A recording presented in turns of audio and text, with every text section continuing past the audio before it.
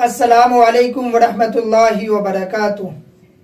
سحری میں تاخیر افضل ہے، یعنی دیر سے سحری کرنا افضل ہے۔ سحری کے بارے میں حکم یہ ہے کہ سحری تاخیر سے کھانا افضل ہے، جلدی کھانا خلاف سنت ہے۔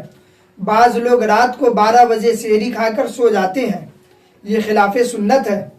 چنانچہ صحابہ اکرام رضوان اللہ تعالی علیہ مجمعین کا بھی یہی معمول تھا کہ بالکل آخر وقت تک کھاتے تھے، اس واسطے کہ یہ وہ وقت ہے جس میں اللہ تعالیٰ کی طرف سے نہ صرف یہ کہ کھانے کی اجازت ہے بلکہ کھانے کا حکم ہے۔ اس لیے جب تک وہ وقت باقی رہے گا ہم کھاتے رہیں گے، کیونکہ اللہ تعالیٰ کے حکم کی اتباع اور اطاعت اسی میں ہے۔ اب اگر کوئی شخص پہلے سحری کھا لے تو گویا کہ اس نے روزے کے وقت میں اپنے طرف سے اضافہ کر دیا، اس لیے پہلے سے سحری کھانا ممنوع قرار دیا۔ پورے دین میں سارا کھیل اتباع کا ہے۔ جب ہم نے کہا کھاؤ تو کھانا ثواب ہے، اور جب ہم نے کہا مت کھاؤ تو نہ کھانا ثواب ہے۔ اس لیے حضرت حکیم الامت رحمہ اللہ فرمایا کرتے تھے کہ جب اللہ میاں کہہ رہے ہیں کھاؤ اور بندہ کہے میں تو نہیں کھاتا یا میں کم کھاتا ہوں تو یہ بندگی اور اطاعت نہ ہوئی۔ ارے بھائی، نہ تو کھانے میں کچھ رکھا ہے اور نہ کھانے میں کچھ رکھا ہے، سب کچھ ان کی اطاعت میں ہے۔ اس لیے جب انہوں نے کہہ دیا کھاؤ تو کھاؤ، اس میں اپنی طرف سے زیادہ پابندی کرنے کی ضرورت نہیں۔ البتہ اہتمام کرنے کی چیز یہ ہے کہ جب روزہ رکھ لیا تو اب اپنے آپ کو گناہوں سے بچاؤ، آنکھوں کو بچاؤ، کانوں کو بچاؤ، زبانوں کو بچاؤ۔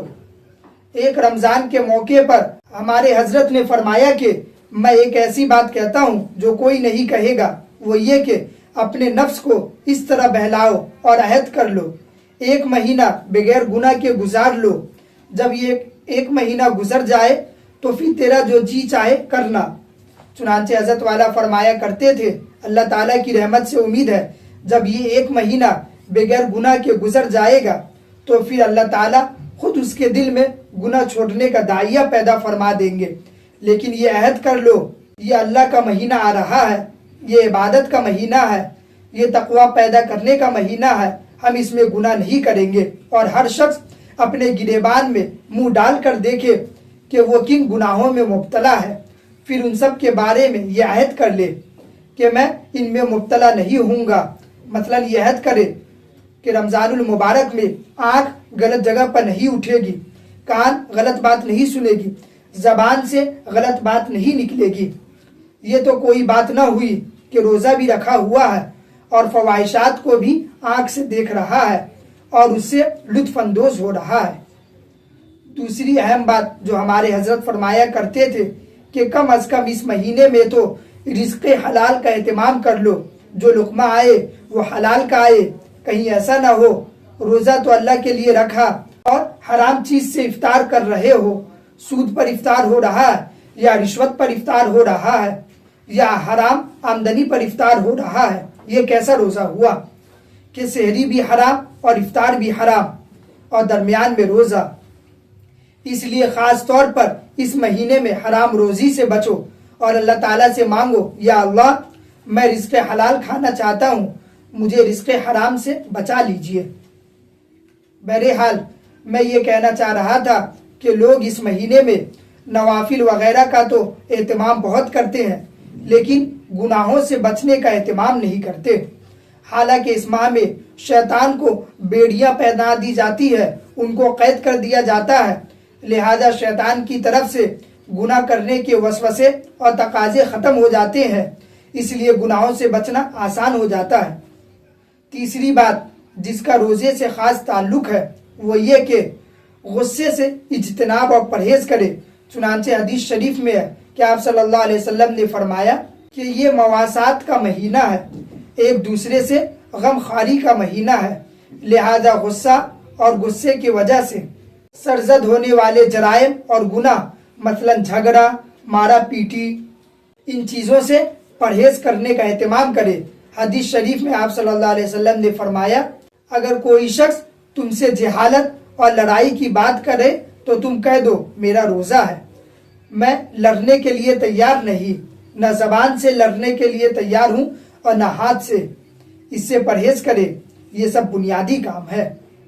جہاں تک عبادات کا تعلق ہے، تمام مسلمان ماشاءاللہ جانتے ہیں کہ روزہ رکھنا، تراویح پڑھنا ضروری ہے، اور تلاوت قرآن کو چونکہ اس مہینے سے خاص مناسبت ہے، چنانچہ نبی کریم صلی اللہ علیہ وسلم رمضان کے مہینے میں حضرت جبرائیل علیہ السلام کے ساتھ پورے قرآن کریم کا دور فرمایا کرتے تھے۔ اس لیے جتنا زیادہ سے زیادہ ہو سکے اس مہینے میں تلاوت کرے، اور اس کے علاوہ چلتے پھرتے اٹھتے بیٹھتے زبان پر اللہ کا ذکر کرے، اور تیسرا کلمہ سبحان اللہ والحمد للہ ولا الہ الا اللہ واللہ اکبر اور درود شریف اور استغفار کا چلتے پھرتے اس کی کثرت کا اہتمام کرے، اور نوافل کی جتنی کثرت ہو سکے کرے۔ اور عام دنوں میں رات کو اٹھ کر تہجد کا نماز پڑھنا مشکل ہوتا ہے، لیکن رمضان المبارک میں چونکہ انسان سحری کے لیے اٹھتا ہے، تھوڑا پہلے اٹھ جائے اور سحری سے پہلے 2-4 رکعت تہجد پڑھ لے، اور اس ماہ میں نماز خشوع کے ساتھ پڑھنے کی کوشش کرے۔ یہ سب کام تو اس ماہ میں کرنی ہی چاہیے، یہ رمضان المبارک کی خصوصیات میں سے ہے، لیکن ان سب چیزوں سے زیادہ اہم گناہوں سے بچنے کی فکر ہے۔ اللہ تعالی ہم سب کو ان بات پر عمل کرنے کی توفیق عطا فرمائے، اور رمضان المبارک کے انوار و برکات سے صحیح طور پر مستفید ہونے کی توفیق عطا فرمائے، آمین۔ وآخر دعوانا ان الحمد للہ رب العالمین۔